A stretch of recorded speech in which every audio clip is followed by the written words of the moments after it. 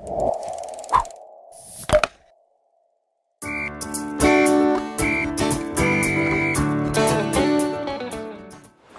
a good morning to you all. Welcome to Asake Online. My name is Matebeleland and this is the Breakfast Club. For many years, the people of Matebeleland have lived with the pain of Kukuraundi. And for the past few years, many people were not even able to talk about it. It is recently that some people have opened up and they are now sharing their stories. In the past year or so, I've talked to hundreds of victims and survivors of Kukuraundi. They all have painful stories. And when they narrate these stories, it's like it happened yesterday. They still have the pain. They still feel the pain.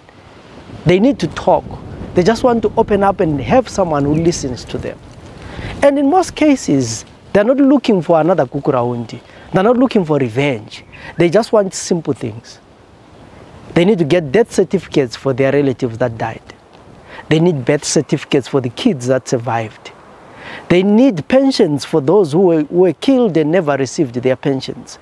They want to rebury their relatives that are in shallow graves. And many times I ask myself, is this too much to ask? Can the government of Zimbabwe just grant these people their wishes? Can they allow them to bury their relatives that are in mass graves? What is the problem? What would happen if all of a sudden people were allowed to bury their relatives? What will change if people were given death and birth certificates for their relatives? I think the people of Matebeleland have gone through a lot. They've given this government enough time to actually think and decide what it has to do. But I find that most of the times when it comes to Kukuraundi, the government of Zimbabwe is very rigid. They don't want to meet the people of Matebeleland halfway. To talk about the Matebeleland question, a continuing atrocity and the limitations of the National Peace and Reconciliation Commission, the limitations, the challenges, NPRC. I was also asked to talk about the bitter truths of state involvement in healing. And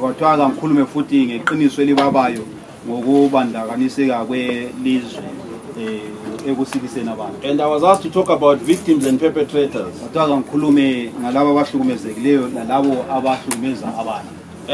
talk about alternatives for accountability.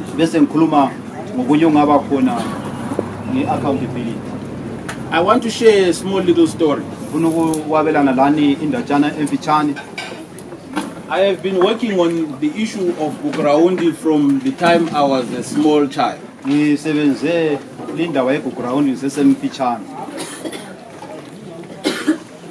I have continued to work on Kukuraundi as a young man.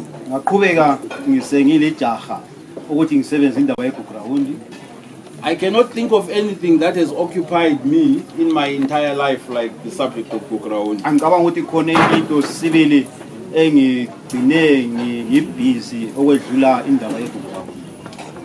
I consider myself a victim of Kukuraundi.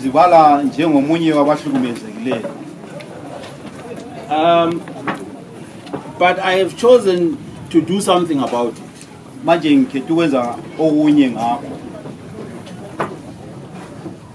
In the early 90s, I had the privilege of working with a very courageous group of people. I was very young. I was still studying law at the University of Zimbabwe. Of course, I had come from a political family. My own father was a victim of Kukuraundi. I have often told this story to a few people. When he was released from jail, where he had been tried for treason and acquitted,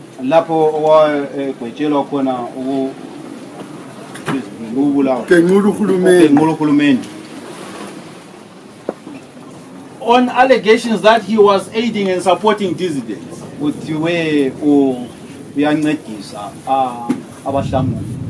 The case did not succeed and it collapsed.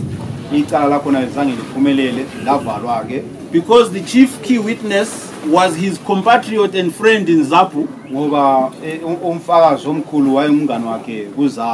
who had been forced to confess that my father was indeed in the Zipra War Council, Zapu War Council.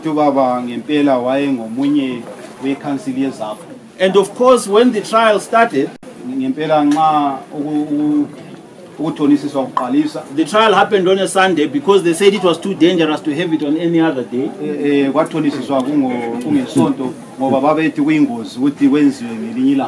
Mind you, the entire command of Zapu was all in prison or in hiding.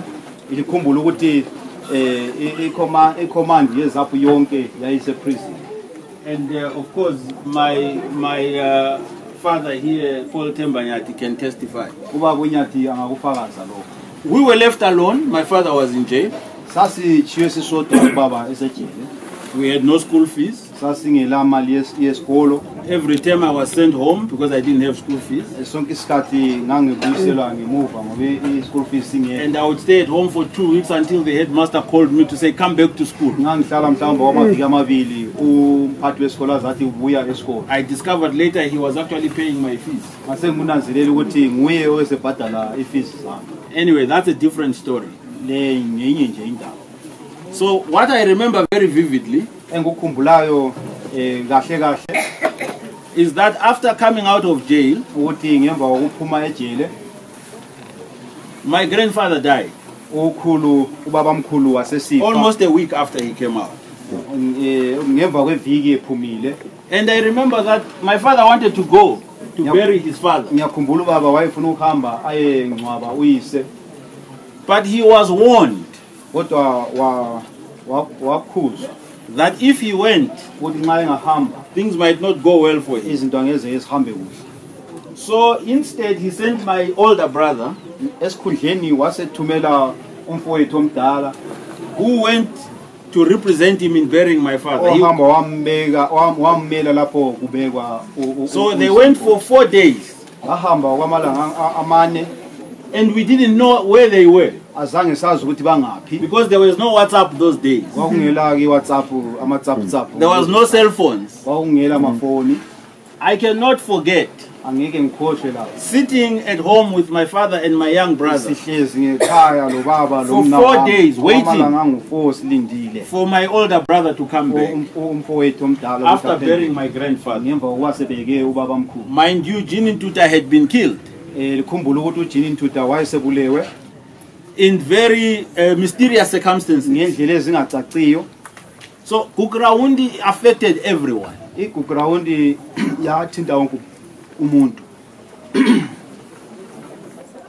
It has come to define Matebeleland. So when someone asks, what is the Matebeleland question? There was never a Matebeleland question. Matebeleland was like any other place in this country. That is why our former president went to Mpandeni. He taught at Hope Fountain. This was the place to go. This was the most cosmopolitan place in the country. The most prominent business persons were Shona origin. The Nyashanus, the Zirunis. There were so many of them. Matebeleland was not a place for Ndebeles. It was a place for everyone. Kukuraundi changed a lot of things. Kukuraundi created a sense that Matebeleland was a place for Ndebeles. And that Ndebeles were targeted for being Ndebele. We can argue. I have written about this many times. But there are many arguments to the whole concept and the whole issue of Gukurahundi.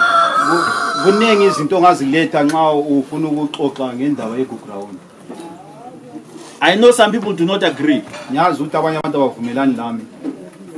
I do not believe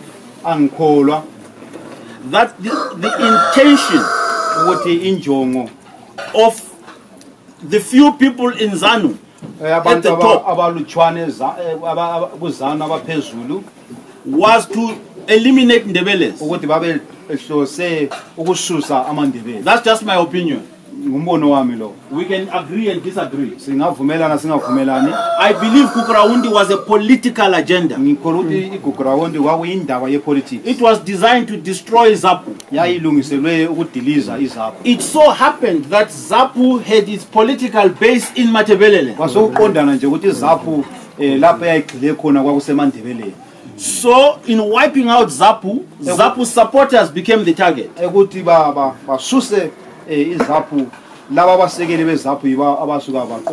So the outcome of Gukurahundi was genocidal.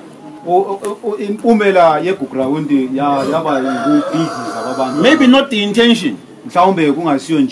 But of course we can never say, because we were not in that room where this thing was planned. It is very possible that somebody said, let's get rid of these Ndebeles. We don't know.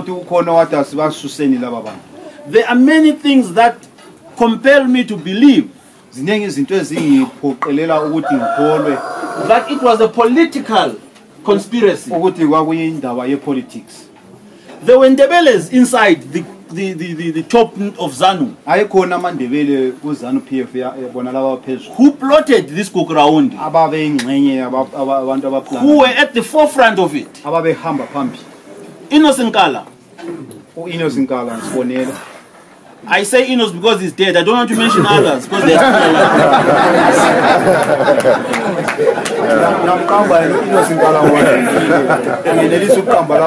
alive. Also because these are my fathers.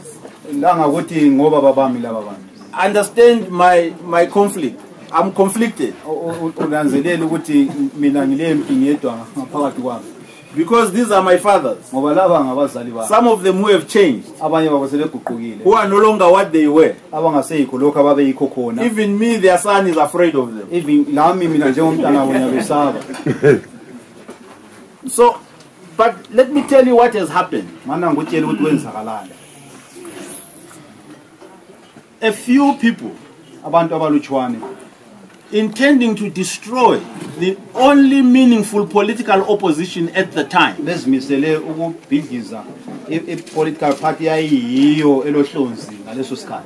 went so far ahead to plan to massacre thousands of people. This is, for me, the most painful part. It is what they have left behind.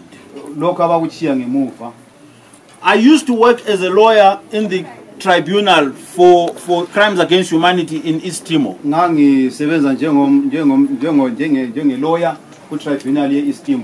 And I will tell you something that you might not like to hear again. I used to defend those militia commanders who were doing the massacres. I defended many of them in court. Very bad people, horrible people, but I defended them because it was important that justice must be seen to be done, and I do not believe in mob justice. I defended a man who killed 200 people in 30 minutes. Of course, he was found guilty. Because he was guilty. But I defended him. I put everything into defending him.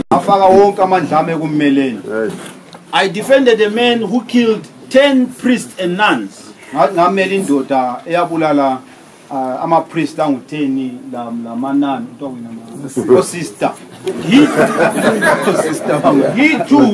He too was very guilty. La futhi wayelecala. And he was found guilty, but I defended him. Wayelecala kodwa ngamela. I defended him with all my ability. Ngamela ngakho konke engikwenelisayo. But the important thing is that he went through a process. Okuqhakathekileyo ukuthi waba lethuba lokuthi angene kulolu hlelo. Witnesses came forward. Abafakazi beza phambili. They testified. Bafakaza. He also had a chance to speak for himself. Naye wathola ithuba lokuthi azikhulumele. And eventually he was found guilty. Ekugcineni wakho konke wagwetshwa. He was then sentenced to 35 years in jail. Wagwetshwa iminyaka engu-35. He was very happy. Wajabula. Because of course there was no death penalty there also. Ngoba kwakungela sigwebo sokubulala sokulengisa. I have always said I'm also available to defend anyone here in Zimbabwe. I can do it because everyone is entitled to that. Fortunately in Zimbabwe, no one is asking for anyone to be tried. Fortunately, it's not a bad thing that no one is asking for no one to be tried. Because there are many ways of achieving justice. Prosecuting is one. A truth process is another. Apologizing and being forgiven is another process. We also know that even in our own culture we have our own ways. Sometimes people don't understand them. When people come, they say, no, the family will sort it out, don't worry. And people from outside, they say, what? This is not a family issue. No, we're all interested. People say, no, let the family sort it out. Why am I saying this? I'm saying that there are so many possibilities. But the truth of the matter is that the perpetrators must step forward.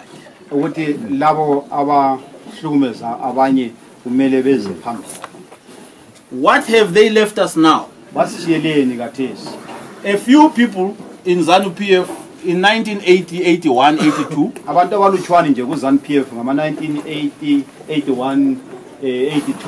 Under the leadership of the former president, made a decision.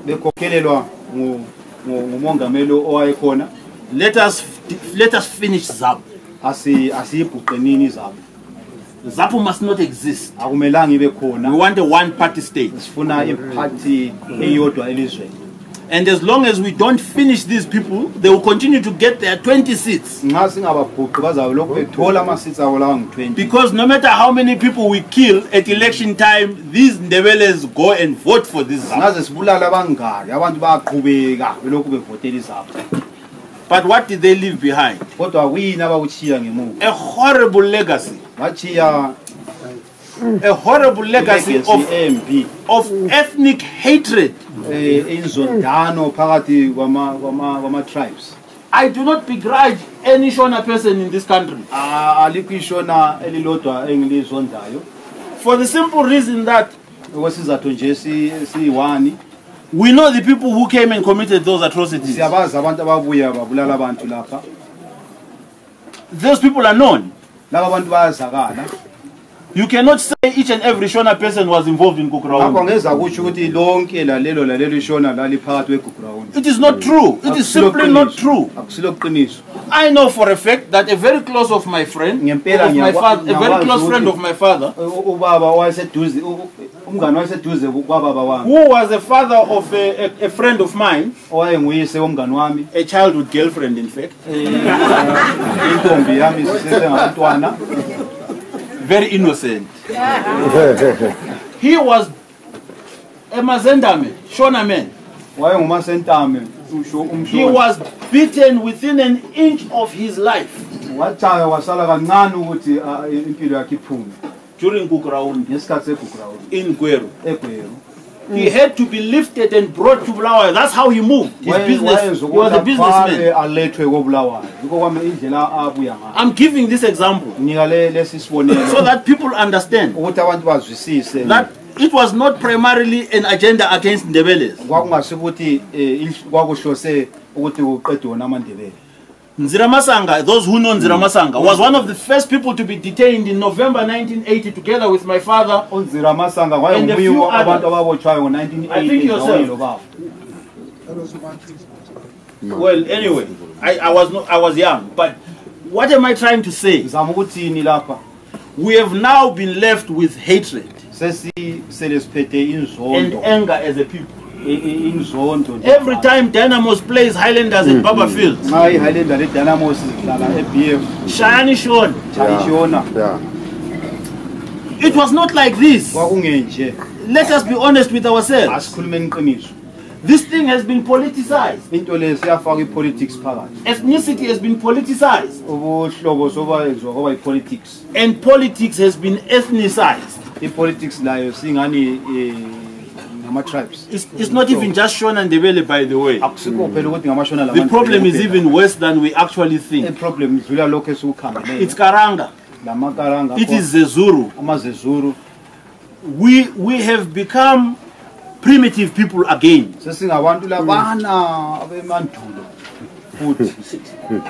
And this is what has been left on us. I have always argued that anyone who commits a crime must take personal responsibility for it.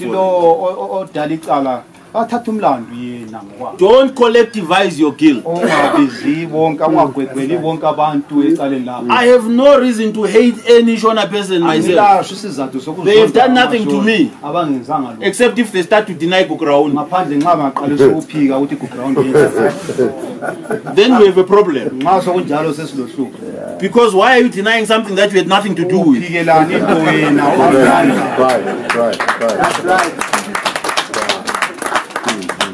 So this is the challenge we now face as a people. We have to fight the hate. We have to know the real perpetrators. We must not misdirect our hate. Because if you misdirect your hate, it will consume you. A lot of terrible things happened in this place. And none of them, not even a little bit of them, have had a chance to be known. We have to get to a point as a people where we say there are lines no one can ever cross. And the reason why we had Kukuraundi is because we have a history and a culture of allowing people to commit crimes and we forgive them without even them accounting for those crimes.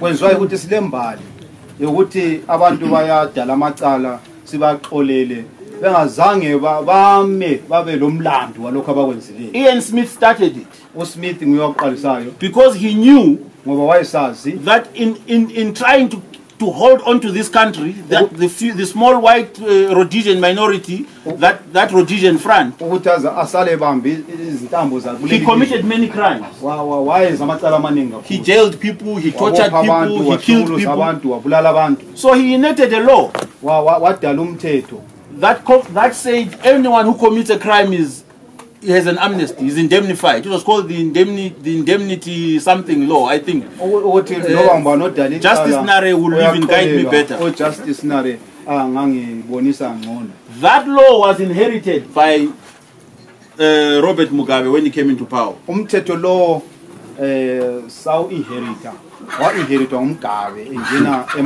then of course in 1980 they gave an amnesty to everyone. 1980 which was wrong. I'm not saying the amnesty was wrong, but people were supposed to have to account for what they did.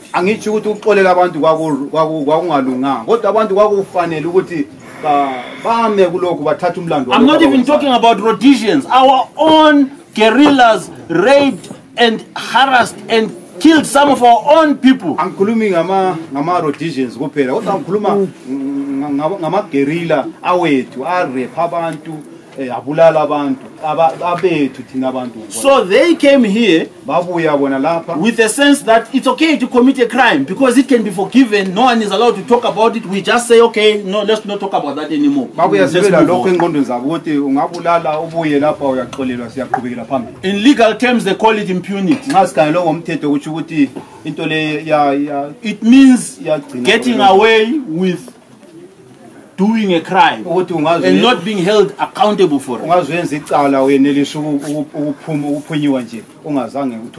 Of course, you saw Tekere killed a white man straight afterwards. He was smiling. And then he was given an amnesty. And then Kukuraundi, another amnesty.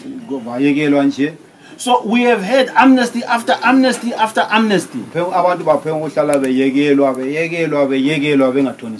And victims have continued to hold the pain. So the Matebeleland question is never going away. I have said this many times. A lot of the direct witnesses to Kukuraundi have died. It is many years ago. But I tell you that Kukuraundi is alive more now than it has ever been.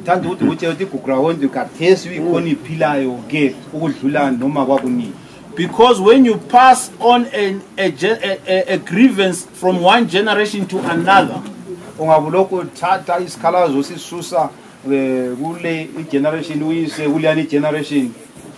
create an even more difficult challenge of resolving.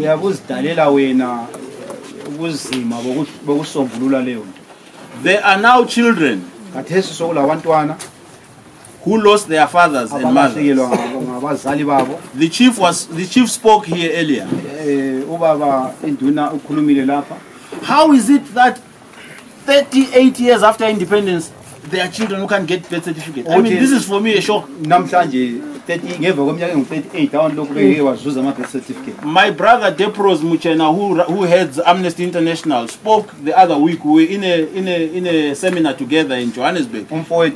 He talked about this issue. He was actually talking about a school here in Matopo where 60% of the children don't have birth certificate. They actually go all the way to Form 4 without birth certificate.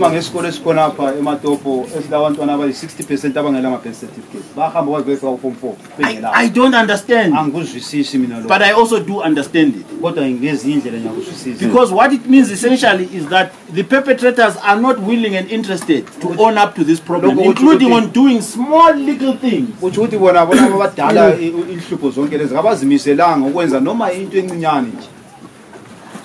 I'm going to close in 3 minutes.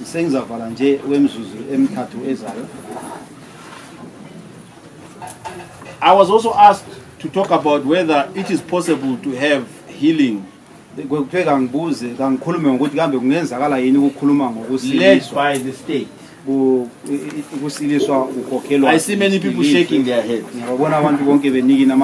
because they are saying, how can these people who came up with this plan, who did all this for 38 years, they've suppressed this discussion, how can they now come and say they can be part of a process? 38 years. I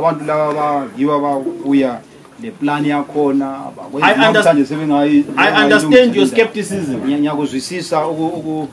There are days I'm skeptical like that as well.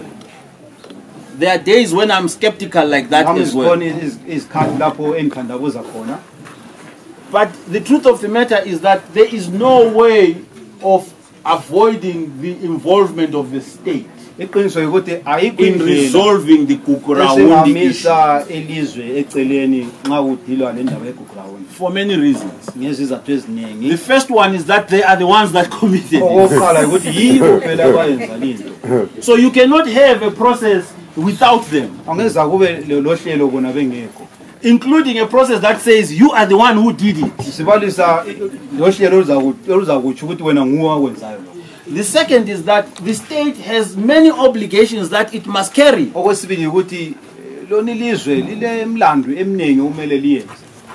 And you know, my lawyer friends that are here will understand this.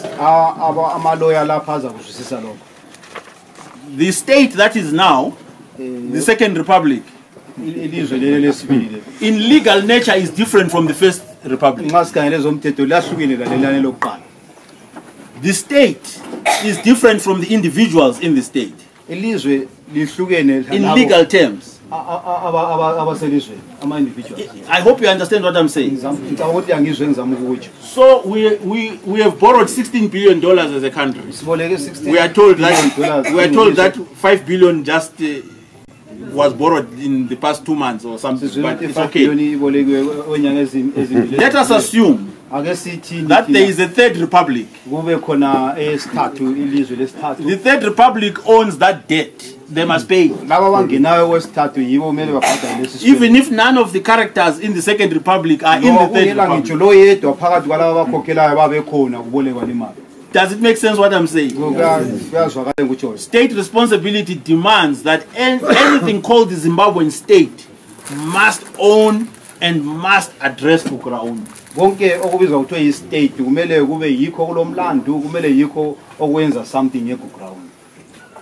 It is nonsensical.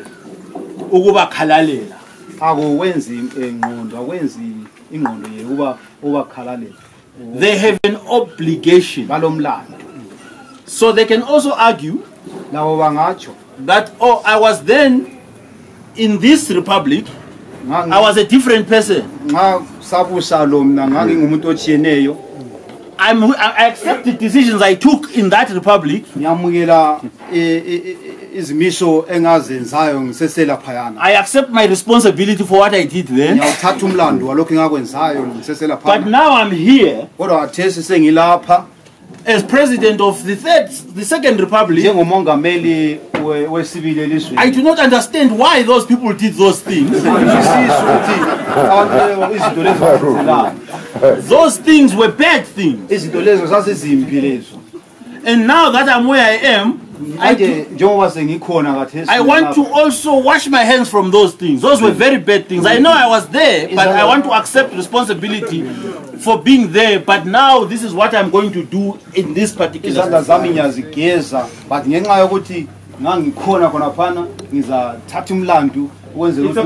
It's a complicated thing. And it's complicated because the conditions for justice are never optimal.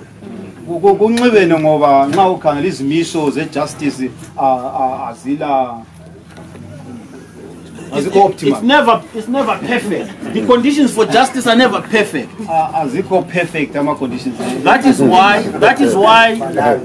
is why many governments, sometimes like the South Africans, they decided to have a truth commission. South Africa decided to have a truth commission. They had their own process. It worked for some, it didn't work for others. But my general point is that the state has a responsibility. And we must force it to take responsibility.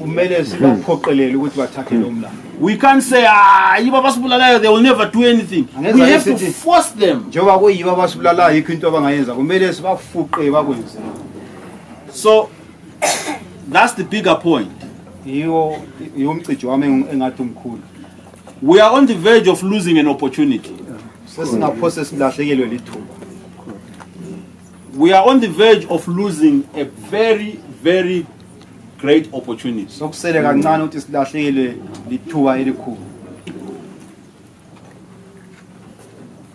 Some may not agree with what I'm going to say.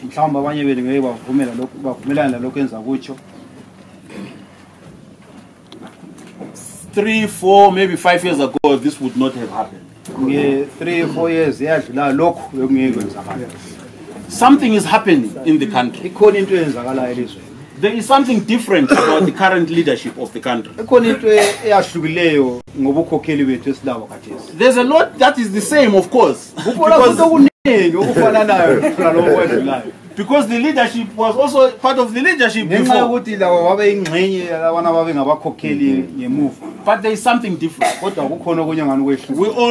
We may not want to accept it, or we may not all agree. It is willing to take some risks.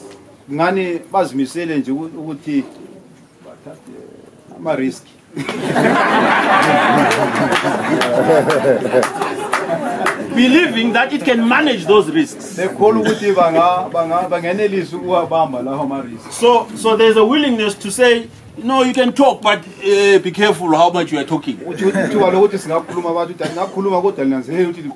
can demonstrate, but if you demonstrate too much, be careful what we will do. So there's an opportunity.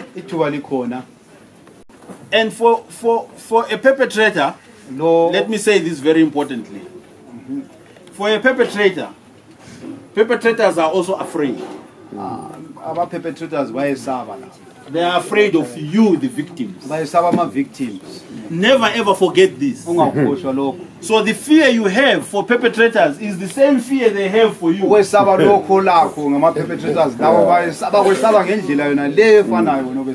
You know, it's like when someone borrows money from you. They avoid you, huh? But when you say, no, come.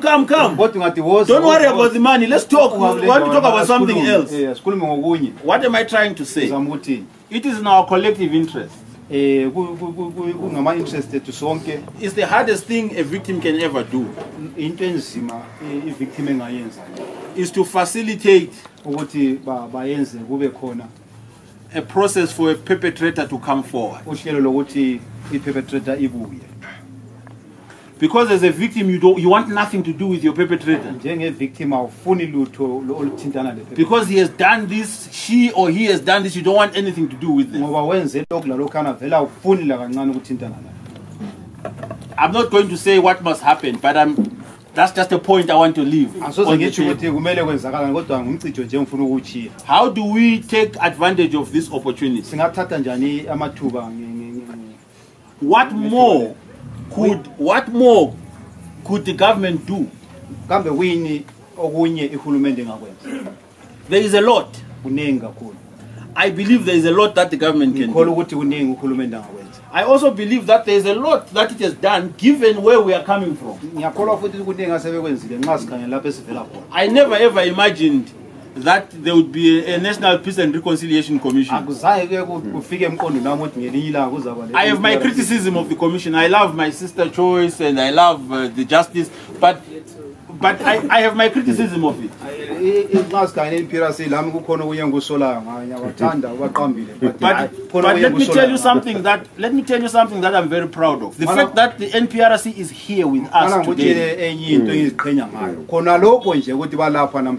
It's telling me that some of my initial views about it are totally wrong.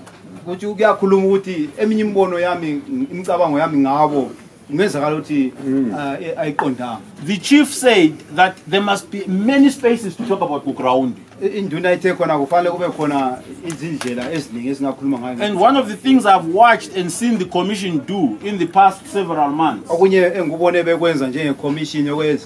that instead of the typical command commissions in Zimbabwe, which say this is the commission, you come to us, and when we come to you, you come where we are. I've noticed something really important that has changed. The commissioners are going wherever there is conversations. That is a good thing. It's a good thing. Because they are saying that the conversation is not their own. And they are also refusing. I've been watching. There are instances where the commission is asserting its independence.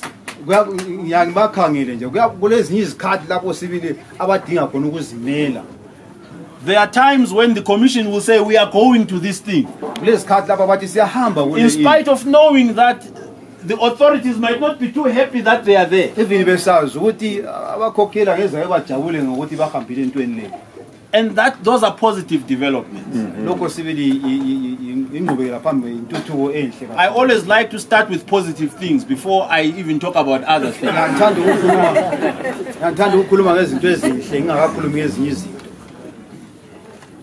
All the commissioners that were appointed are really upstanding, well-respected people. I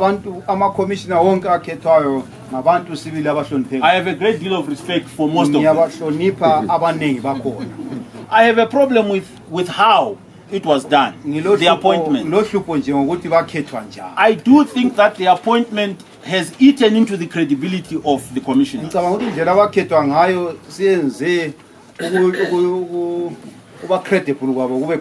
I'm not saying it cannot be fixed. Because if you are credible, you can win your credibility, whichever way. The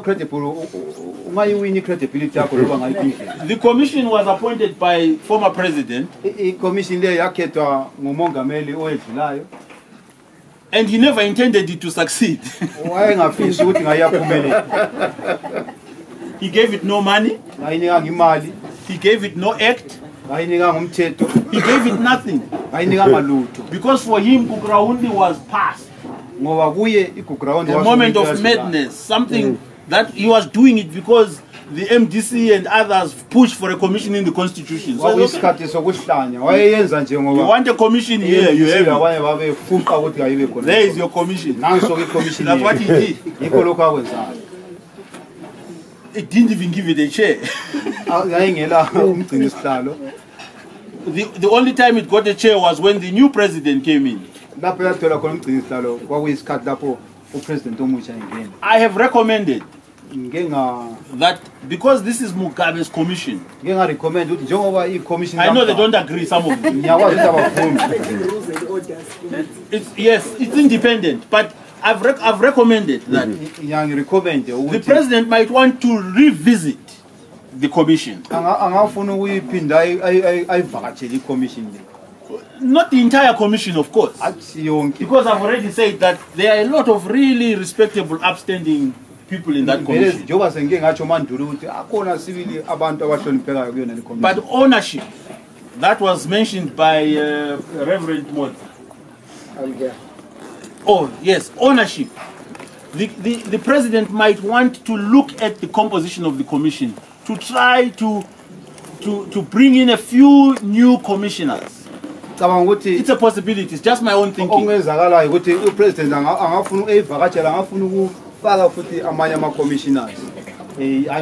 Responding to what he is hearing and seeing happening in the country ever since the commission started working. Because the truth of the matter is that there are responses and reactions to the commission already. The public is saying things about it. It's saying, so he could. One thing I would do if I was the president, I would listen carefully to what some of the feedback that is being given, and I would act on it. For example, I would make sure that because Kukuraundi is one of the most critical issues that the commission has to deal with, I would make sure that it has fairly respectable people from the region. I'm not saying Justice Nare is not respectable. No. He is. He is the chair. But the composition can be revisited. It's a fact. There are very respectable clergymen, religious leaders, community leaders who by their simple presence in the commission might bring together communities as well. And they might enhance the trust and confidence in the commission. And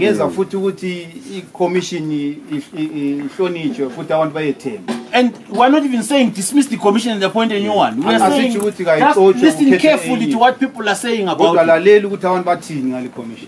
So that is one for me. The second is that the commission needs money. You are not going to address the question of not just Kukuraundi, Mrambatswina, and all the wrongs that have happened with a commission that is not resourced.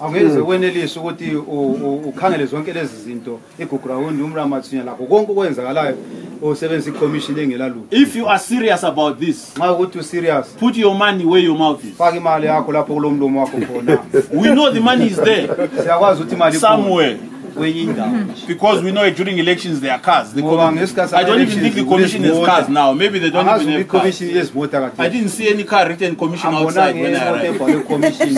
So I'm sure they got lifts from other people. And these are people who are supposed to lead us in a process of healing. They are not. Catching combis and taxis. It's not going to work. So the commission needs to be given money. And these are some of the demands we can make as the people. We can say we want to see that we are serious. We want an office of the commission in every province. We want to be able to go there ourselves and give our testimony in that office.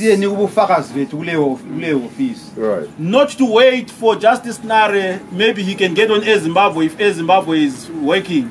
And then he has to come. I understand the Justice Nare. So I'm not even talking about political things. I'm talking about just some really practical things that can demonstrate that the government is really serious about this commission.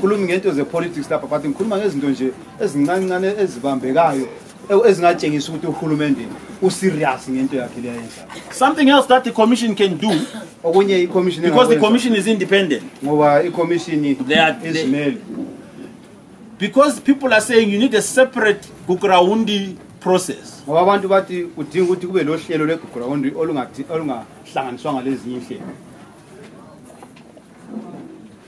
I have at times thought that way. But there's nothing to stop the commission from having within itself a specific Kukuraundi related committee.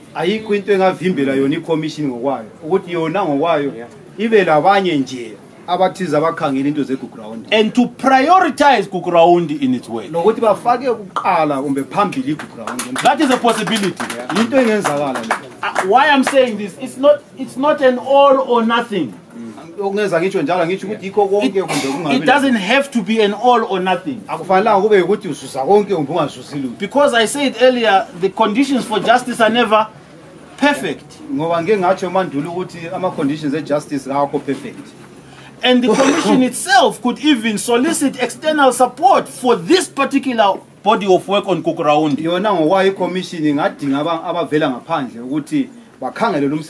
There are many people out there. We even can offer that support, some of us. But by so doing, the commission will be showing that it is listening and hearing what people are saying. Because to come to Matebeleland and say, no, let's start with 1963, about the crimes that happened during the war, people say, come on, you know what? It's better just go. Just go, it's okay. We don't want to go. Start with what is hurting people the most. And it is possible to do this. We know that the commission cares because they are here. So there are opportunities there. I think I must stop. 3 minutes. I've stood up to say how happy I am to listen for the first time to an individual whose analysis coincides 100% with mine.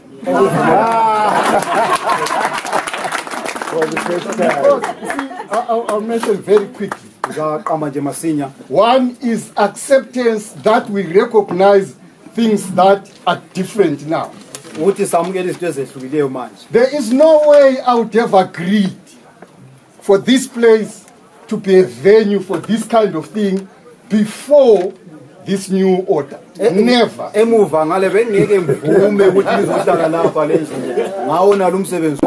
mentioned it in his side. Secondly, there is no way I would have written the 2 books that I presented to the church. I would sell him the 2 books before he Right, and finally, the analysis which is critical. It's not about, the issue about Kukurahundi was never about ethnicity. That's very important to understand. Perhaps he didn't tell you why. The most critical thing was the ethnicization of the liberation movement or nationalist movement, happening for the first time in 1963. That split was ethnic. The people who got out of ZAPU were Maniga and Karanga. That's a fact.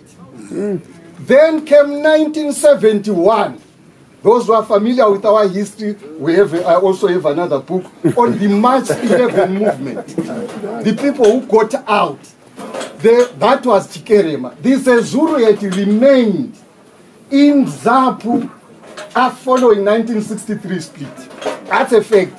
Through Chikerema, George Bozonyandoro, Parenyato and others. Until 1971, and that split took place in Zambia. Chikerema went, Bozonyandoro together, and then you had some people who left but then returned. The men in Mashonaland East, I forget his name, Tiniri. They came back, Chirinda came back, but they had left. So that was the ethnicization, or what I've termed the Ndebelization of ZAPU. The thing that had to be crushed was ZAPU and not the Ndebele. But how would you differentiate between the Ndebele and ZAPU? That's what had remained. Mugabe was preoccupied with one thing, the undisputed leader with a one-party state. That's what he wanted. And we should be clear about that one. And so they wanted, as I said, the expression I used was, totally dismantle the ZAPU political infrastructure. And they did it. But how do you destroy ZAPU without destroying Amandebele? Because those are the people that remained in that part. So let's be clear about this one. So I'm very, very happy for Amandebele.